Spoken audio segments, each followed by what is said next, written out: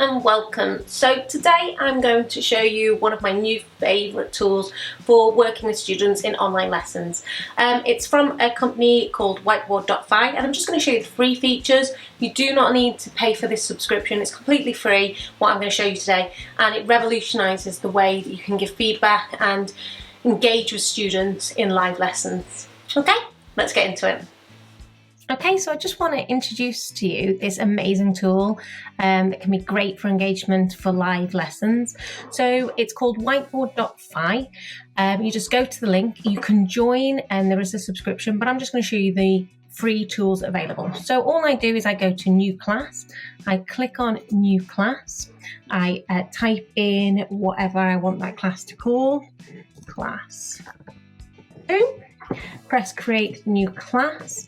And then I copy this link here and put it in my lesson. So if I'm using something like Google Meet, I'll put it in the chat and then I'll ask students to navigate to it.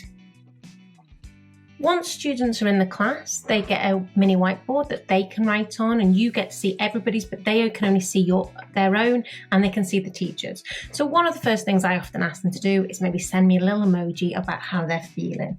So they can send me a little emoji. There's little tools on their whiteboard. So it looks similar to this. There's some tools here. So they can send me an emoji about how they are feeling today. And you can see all the students. So obviously I've only got one student in here. They have to click out of the text box for you to be able to see it. And there you go, I can see their emoji. I can see how they're getting on. And I can respond in the live lesson and give them some feedback. Another great tool I can do is I can maybe send them a piece of work.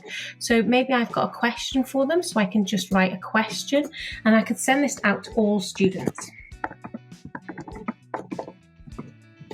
So again, you need to click out the text box, press push, and I'm going to push just this current page to all students, and that will appear on the students' whiteboards. The student can then respond, making sure they click out of the text box, and it will come up on your screen and you can see all the students' screens.